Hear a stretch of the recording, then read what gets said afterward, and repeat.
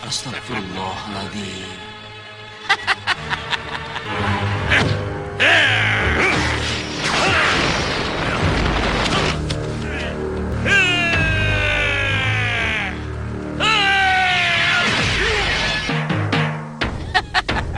Oh, jadi kau yang mau membunuhku lebih dulu?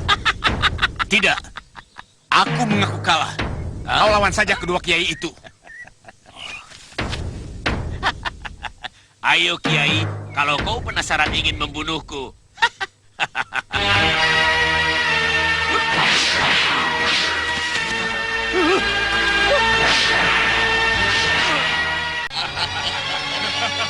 Kau tidak akan bisa membunuhku, bocah. Baiklah, terimalah ajianku. Kalau kalian berdua merasa sakti.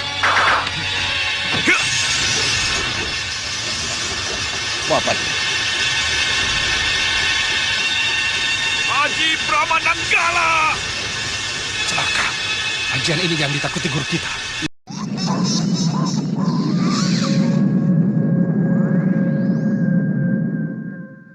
Apa? Si Katakili tewas! Benar, Gusti. Kakang Katakili tewas dibunuh manusia di Kalibantaran. Harus kubalas! Aku akan mencari orang yang telah membunuh si Katakili. Di awal episode ini, kita menuju pada Kalibantaran, di mana pada saat itu Raja Siluman Buaya yang bernama Seraba Buta sedang keluar mencari seseorang yang tengah membunuh panglima utamanya, yaitu Katakili. Setelah tidak menemukan orang yang dicarinya di tempat tersebut, Seraba Buta pun kemudian segera berlari cepat menuju ke markas Mak Lampir. Ia pun yakin kalau Mak Lampir pasti mengetahui siapa pembunuh Katakili. Setelah sampai di markas si Lampir, ia pun kemudian segera berteriak-teriak memanggil nama nenek peot tersebut. Akan tetapi, sepertinya si Lampir sedang tidak berada di markasnya. Mungkin ia sedang bertamasya ke suatu tempat. Di sana hanya ada Kaladum Paksa atau Arya Soma yang langsung terbangun ketika mendengar teriakan suara Seraba Buta yang berisi kemarahan. Ia pun tampak marah dan berjalan keluar untuk melihat siapa yang tengah mengganggu tidurnya itu. Hai, siapa kamu? Kenapa berteriak-teriak? Mana Mak Lampir? Hei, aku bertanya. Siapa kamu, ha?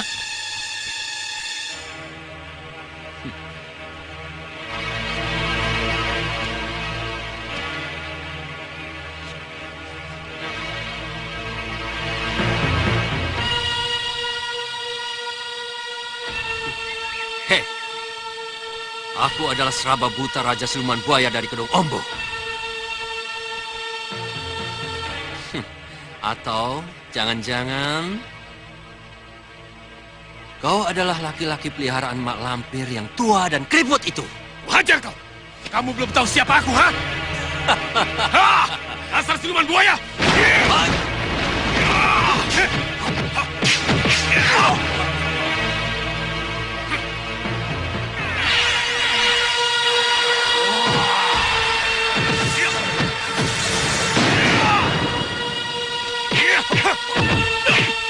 Ya, pertarungan sengit pun terjadi di antara keduanya. Mereka sama-sama tidak mau mengalah, dan mereka juga belum mengetahui kemampuan lawan masing-masing. Namun keduanya sama-sama memiliki ilmu yang tangguh, walaupun masih sulit bagi mereka berdua untuk mengalahkan satu sama lain. Bahkan ilmu kesaktian yang mereka keluarkan pun masih berimbang. Sementara itu, Mak Lampir yang di saat itu sedang jalan-jalan di atas awan pun mendadak merasakan jantungnya berdebar kencang, dan ia merasa seperti ada sesuatu yang tidak beres. Ia pun kemudian memutuskan untuk cepat-cepat kembali ke istananya. Sementara itu, pertarungan antara Kaladum Paksa dan Seraba Buta pun tampak semakin sengit. Mereka telah menggunakan ilmu-ilmu pamungkasnya untuk menyerang lawan masing-masing.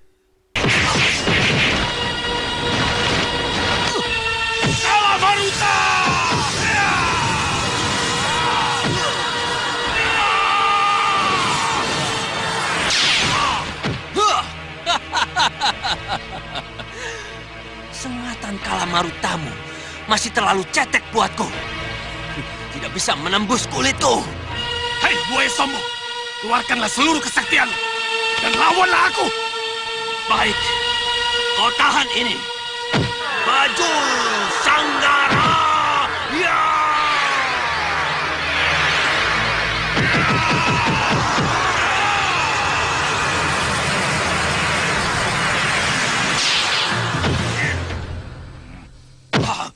Seraba buta! Ternyata ilmumu cetek! Tidak bisa menembus kulitku! Ah! Ya! Ilmu mereka berdua benar-benar berimbang. Baik Arya Soma maupun Seraba Buta itu memiliki ilmu yang sulit untuk saling mengalahkan satu sama lain. Mak Lampir pun kemudian melihat Kaladumpaksa yang sedang bertempur dari atas angin. Namun masih belum jelas dalam penglihatannya siapa lawan dari Kaladumpaksa tersebut. Sebab mata nenek peot itu mungkin sudah terkena katarak. Pertarungan pun tampak semakin seru.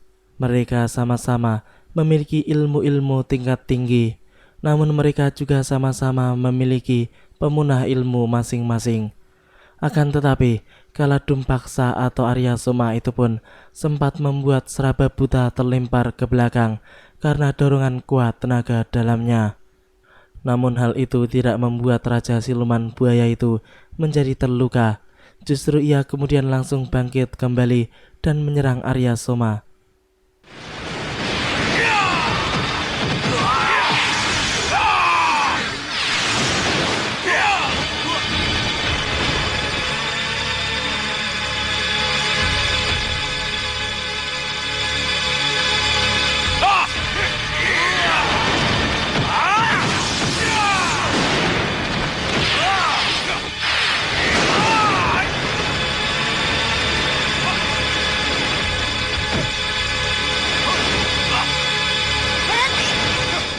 Seperti anak kecil. Kenapa kalian ini berkelahi? Tapi dia telah menghinaku. Dia pikir aku lelaki peliharaanmu. Dasar siluman buaya. Pikiranmu tetap saja seperti buaya. Dia adalah Kaladumpaksa, Raja Siluman Air. Seharusnya kalian bekerja sama. Ya, akhirnya si Lampir pun tiba setelah kedua siluman tersebut hampir saja saling bunuh. Ia pun menjelaskan siapa yang sedang dihadapi oleh Seraba Buta. Begitu pula sebaliknya, sehingga kedua makhluk siluman itu kini tahu siapa lawan mereka masing-masing. Seraba Buta pun kemudian mengungkapkan tujuannya datang ke tempat tersebut, yaitu untuk mempertanyakan tentang kata kili. Si Lampir pun langsung paham apa maksud Seraba Buta datang. Ia pun menjelaskan kalau kata kili terlalu sombong dan tidak mau mendengar nasihatnya, sehingga kata kili mati karena kesombongannya. Kemudian si Lampir itu pun mengajak Seraba Buta untuk melihat paso benggalanya guna menunjukkan langsung siapa pembunuh kata kili.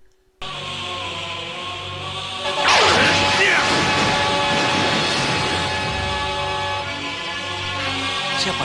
Dia Gundala Seta, majikan Pulau Nusa Laut.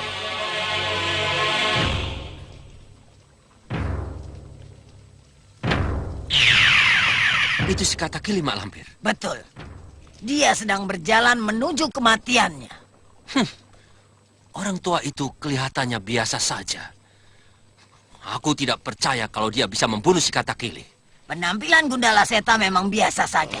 Tapi dia salah satu tokoh sakti yang ditakuti dan disegani pada zaman ini. Mak Lampir, aku ingin tidur dulu. Tidur? Ayo sana tidur. Hah? Lihat ini. Seraba Buta pun kemudian melanjutkan melihat adegan kematian kata kili di dalam paso benggala Mak Lampir. Di sana tampak Gundala Seta yang menggunakan ilmu kesaktiannya untuk menghabisi nyawa kata kili. Dengan begitu mudahnya, kata kili tewas di tangan penguasa Pulau Nusa Laut tersebut. Mak Lampir pun kemudian kembali menjelaskan bahwa sebelumnya ia sudah memperingatkan kata kili untuk menghindari pendekar-pendekar sakti seperti Gundala Seta. Namun peringatannya tidak diraukan oleh Katakili, sehingga membuat siluman sombong itu tewas karena kebodohannya sendiri. Seraba buta pun kemudian segera pergi meninggalkan istana si lampir setelah ia mendengar penjelasan nenek peot tersebut. Mungkin ia akan tetap mencari Gundala Seta. Si Jabang Sangara memang bukan anak sembarangan. Suatu saat, kalau dia sudah dewasa, pasti dia akan sama hebatnya dengan si Gerandong ayahnya. Sekarang di mana dia? Aku ingin melihatnya. Dia di tempat tinggalku. Aku menyuruh dia untuk menjaga sanggar pemujaan. Tapi, kenapa tiba-tiba perasaanku jadi tidak enak? Jantungku berdebar-debar. Jangan-jangan anak itu mendapat kesulitan. Kalau begitu, ayo kita lihat dia. Tidak usah. Lebih baik kau membantu Arya Soma menangkap Dewi Sekar Arum. Kenapa kami disuruh membantu Arya Soma? Apa kau ragu pada kemampuannya? Dewi Sekar Arum selalu bersama-sama dengan Mahesa. Aku khawatir dia tidak akan sanggup menghadapi kesaktian cambuk amal rasuli. Jadi aku tugaskan kalian untuk menghadapi Mahesa. Baiklah. Sekarang kami akan mencari si Arya Soma. Bagus. Sekarang pergilah. Pamit. Ya, tiba-tiba saja Gerandong sudah memiliki anak yang bernama Jabang Sangara. Ketika itu, setan utara 3 tampak mengeluh mengapa mak lampir menyuruh mereka untuk menghadapi Mahesa. Sepertinya nenek setan itu menginginkan mereka berdua celaka di tangan anak sembara tersebut. Dewa Petir pun mengatakan bahwa untuk sementara waktu biarlah mereka mengikuti keinginan mak lampir. Namun setelah mereka mendapatkan tirta dan ayulan dari, maka mereka akan meninggalkan mak lampir atau bahkan menantangnya.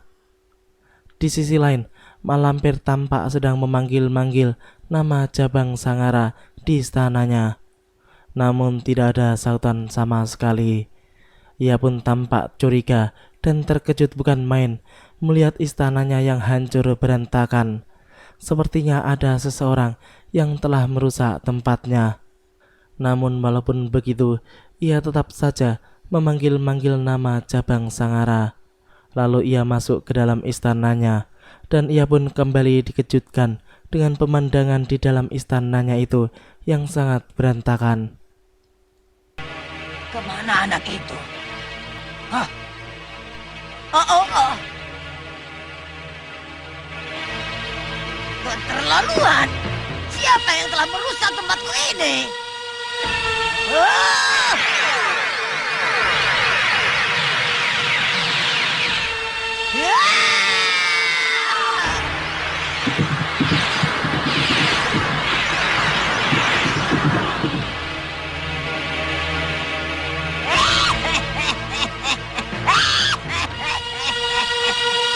Selama aku masih hidup, tidak ada seorang pun yang bisa menghancurkan tempat pemujaanku.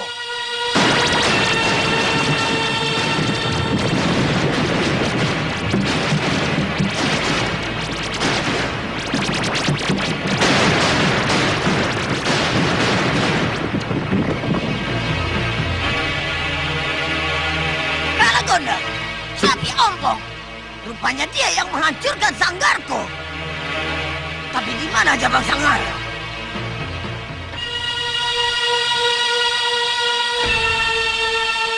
Bagaimana dengan patung-patung itu, Kiai? Kita hancurkan juga. Ya, ternyata Kalagondang, Kiai Jamas dan Kiai Basarilah yang telah menghancurkan sanggar pemujaan mak lampir. Kedua kiai tersebut juga langsung menghancurkan patung Kalamercu, dewa hitam sesembahan si lampir. Setelah terkena hantaman pukulan mereka, patung tersebut pun langsung terbakar.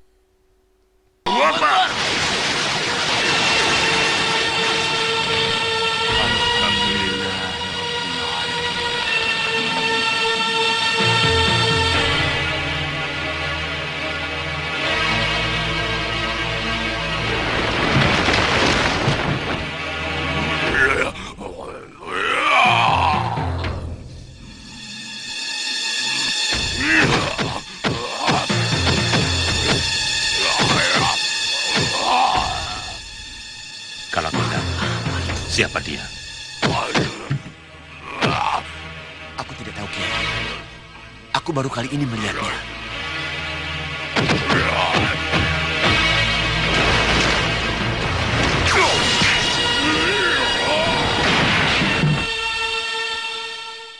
Ternyata Jabang Sangara, kebanggaan mak lampir itu sama sekali tidak sebanding dengan Grandong.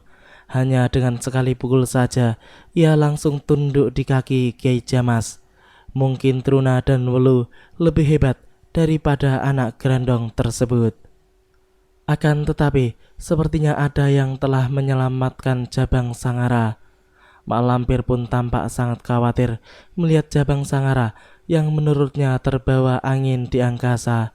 Ia pun kemudian segera pergi menolongnya dengan menemui Pukulun Kalamercu untuk meminta petunjuk tentang keberadaan Jabang Sangara di saat itu.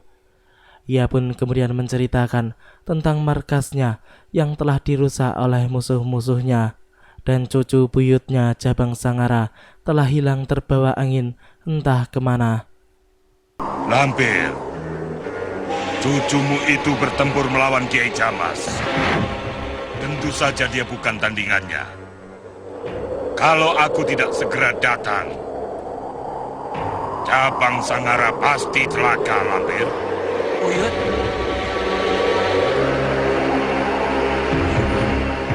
Jabang Sangara cucumu. Buyut. Ternyata kau selamat, sayang.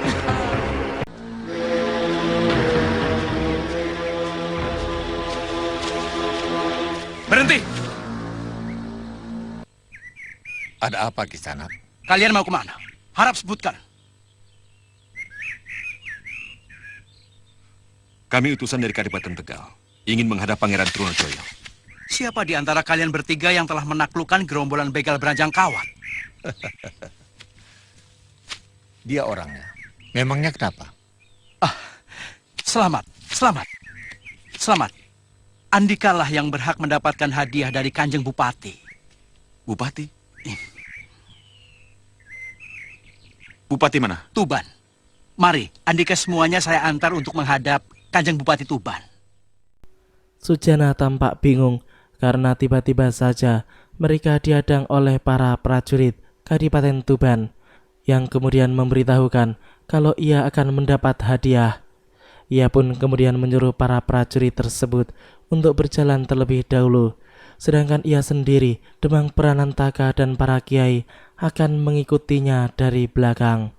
Sementara itu, sedari tadi ada gerombolan perampok yang sedang mengintai mereka. Para perampok itu baru tahu kalau gerombolan beranjang kawat telah ditaklukkan.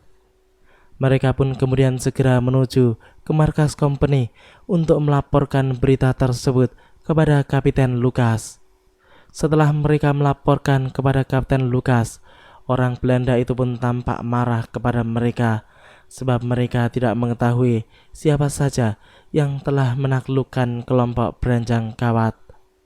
Namun mereka pun kemudian menjelaskan bahwa ada 4 orang Tegal yang telah menaklukkan beranjang kawat. Kapten Belanda itu pun kemudian menugaskan kepada mereka, para perampok itu, sekaligus sekutunya tersebut, untuk menangkap orang-orang Tegal. Dan apabila berhasil, ia akan memberikan upah yang besar kepada mereka. Ini imbalan yang sudah aku umumkan kepada rakyatku.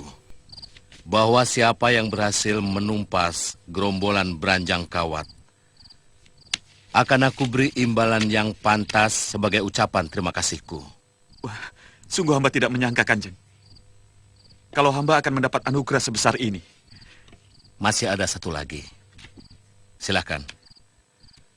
Tapi ini jika kau mau. Sekiranya kau merasa keberatan, tidak apa-apa. Kau berhak untuk menolak. Menolak? Maksud Kanjeng? Baiklah. Kau lihat saja dulu.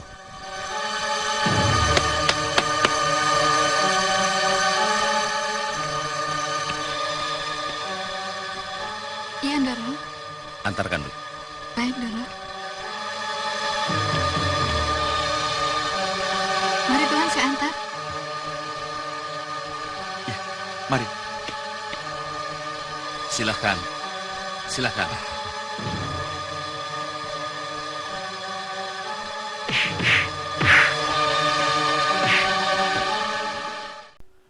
Demang Pranantaka dan Kiai Jabat hendak melihat apa sebenarnya yang terjadi terhadap Sujana, sebab mereka mendengar adanya suara pertarungan di ruangan tempat Sujana barusan masuk.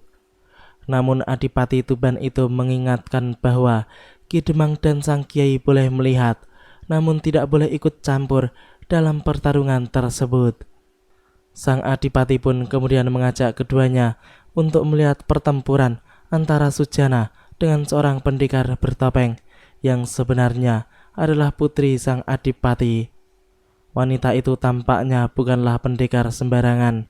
Ilmunya cukup tinggi jika dilihat dari kelincahan dan kekuatan tenaga dalamnya. Namun Sujana bukanlah pendekar kemarin sore, sehingga pemuda itu mampu menepis serangan-serangan ganas gadis tersebut. Ilmu yang dimiliki Sujana jelas lebih tinggi daripada gadis bertopeng tersebut. Bagaimana Kanjeng? Tidak bagaimana-bagaimana. Tugas Andika berdua hanya menonton.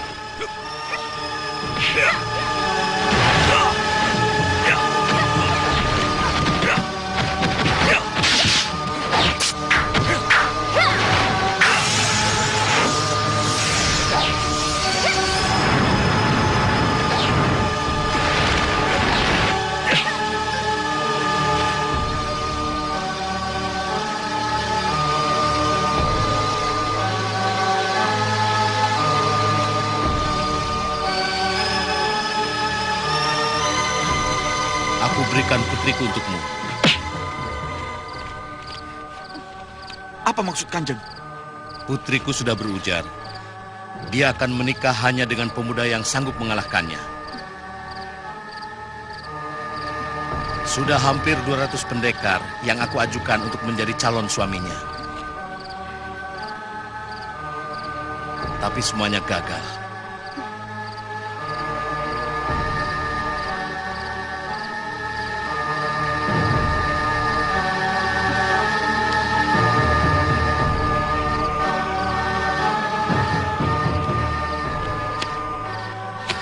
Hanya kau yang bisa mengalahkannya, Sujana. Kau pantas untuk menjadi suaminya. Bagaikan mendapat durian runtuh, Sujana kini tidak hanya menerima hadiah berupa uang saja, namun juga putri Sang Adipati.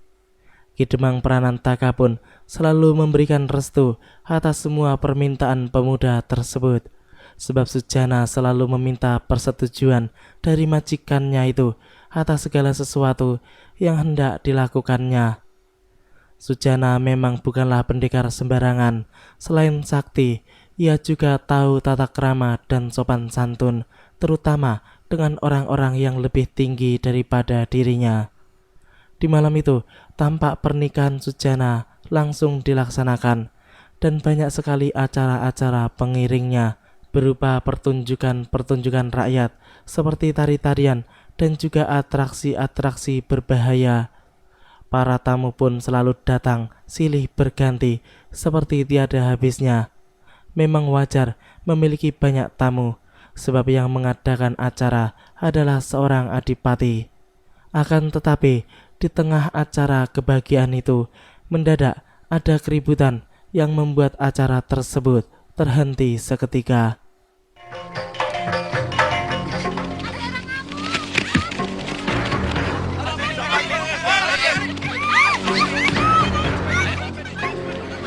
Ada apa?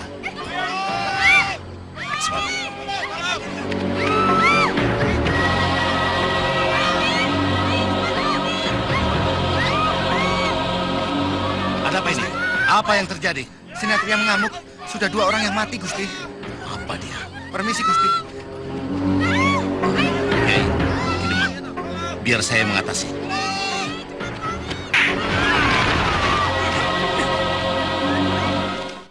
Ketika itu, tampak 2 orang pengacau sedang bertarung melawan prajurit Kadipaten Tuban. Kedatangan mereka sepertinya ada hubungannya dengan pernikahan Endang Larasati putri Adipati Tuban tersebut. Sang Adipati pun langsung berteriak menghentikan pertarungan, sehingga membuat dua pengacau itu berhenti menyerang. Ia pun bertanya kepada keduanya, apa mau mereka membuat onar di tempat tersebut. Salah satu dari keduanya pun menjelaskan kalau sang Adipati telah membuat sayembara. Barang siapa yang bisa mengalahkan Endang Larasati, putrinya, maka akan dinikahkan dengan wanita tersebut. Akan tetapi, mengapa sayembara belum dilaksanakan, namun pernikahan Endang Larasati telah dilangsungkan? Terlambat. Kau terlambat. Putriku sudah dikalahkan oleh Sinatria Bagus dari Tegal. Andika kami tangkap karena telah merusak pesta pernikahan putri kami. Tangkap. Tangkap kalau bisa. Mana pengantinnya? Mana? Aku tantang dia. Mana pengantinnya? Ayo, mana? Saya mohon Kiai dan Kanjeng mengizinkan saya untuk menangkap mereka. Majulah. Orang seperti dia harus diberi pelajaran yang setimpal. Maju. Hati-hati. Dia pasti memiliki ilmu andalan. Perhatikan hawa pukulannya. Kau akan tahu ilmu apa yang dia gunakan. Mohon izin Kanjeng. Akulah orang yang Andika tantang. Ini yang disebut Sinatria. Sombong sekali pengacau tersebut. Ia tampak begitu meremehkan Sujana. Para prajurit pun kini tengah berbaris rapi mengepung tempat itu. Salah seorang dari dua pengacau itu pun kemudian bertanya siapa nama pengantin tersebut. Sujana pun kemudian menjawab bahwa namanya adalah Branjang Kawat. Kedua orang itu pun kemudian mengerti bahwa ternyata orang yang ada di hadapan mereka itulah yang telah membubarkan gerombolan Branjang Kawat. Sujana pun kemudian mengatakan bahwa ia telah menjadikan Branjang Kawat sebagai orang yang baik-baik.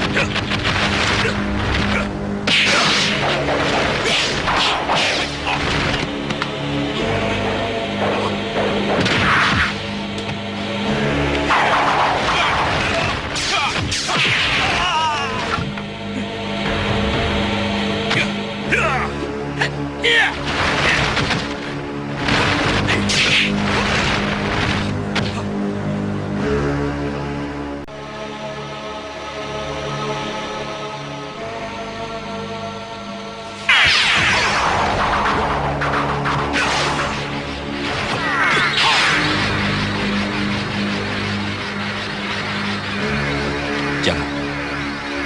Kita lihat saja sampai di mana kemampuan suami.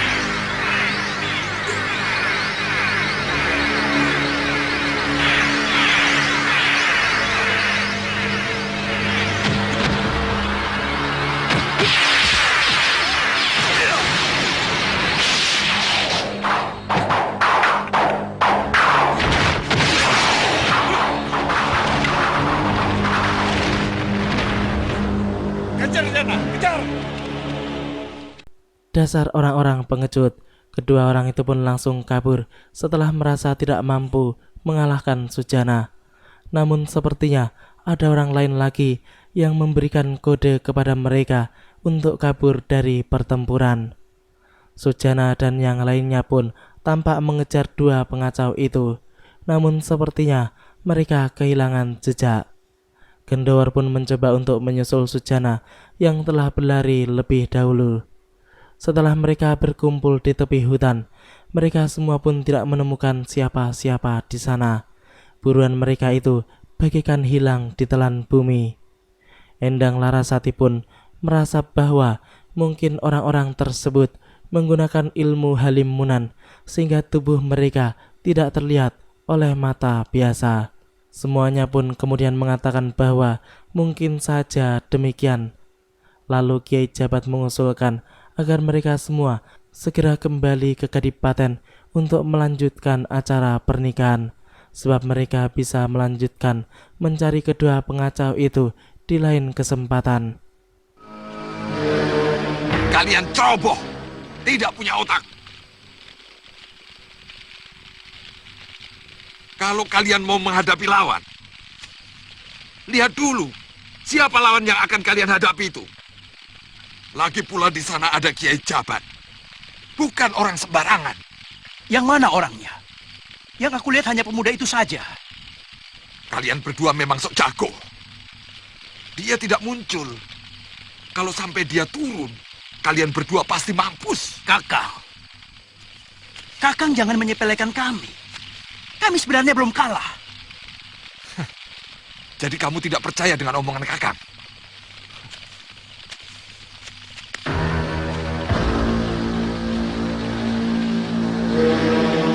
Hiduplah kalian berdua dengan penuh kasih sayang, sehingga kalian mencapai kebahagiaan keluarga sampai kakek-kakek dan nenek-nenek.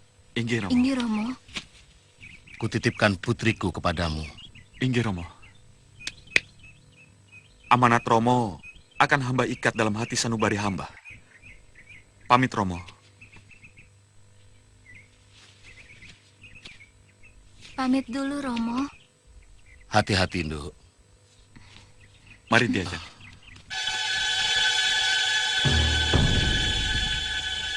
Kami pamit dulu, Kanjeng. Aku titipkan anakku kepadamu. Baik. Ya, di hari itu Endang Larasati pun telah berpamitan kepada romonya, sebab ia akan ikut bersama dengan suaminya yang sedang mengemban tugas menuju ke Pulau Madura untuk menemui Trunojoyo. Suasana haru pun sedang mendekam di hati sang Adipati dan juga Endang Larasati yang selama ini selalu hidup bersama. Namun untuk kali ini mereka harus berpisah karena keadaan. Sang Adipati pun menatap kepergian putrinya sampai tak terlihat di ujung jalan. Di sisi lain, tampak Gundala Seta yang sedang memeluk putrinya Citrasena yang akan melanjutkan pengembaraannya bersama dengan suaminya, yaitu Tirta. Di sisi lain, tampak Gundala Seta yang sedang memeluk putrinya Citrasena yang akan melanjutkan pengembaraannya. Namun kini, putrinya itu telah menikah dengan Tirta, sehingga tidak ada lagi yang perlu dirisaukan ataupun dikhawatirkan oleh majikan Pulau Nusa Laut tersebut. Sudah, jangan menangis lagi sayang. Anak nakal, sekarang kau sudah punya suami. Jangan nakal lagi. Jangan keras kepala lagi. Kau harus patuh dan setia pada suamimu, ya? Karena mahkota kehormatan bagi seorang istri adalah kepatuhan dan kesetiaan kepada suaminya. Jaka Lelana. Ya Romo. Aku serahkan putriku padamu. Setetes darah dan selembar bulunya adalah tanggung jawabmu. Baik Romo, saya terima tanggung jawab itu. Iya, sekarang berangkatlah.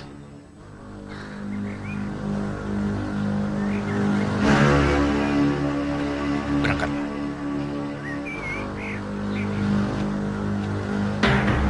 Mohon doa restu ayah. Iya anakku. Iya. Kami pamit Romo. Berangkatlah.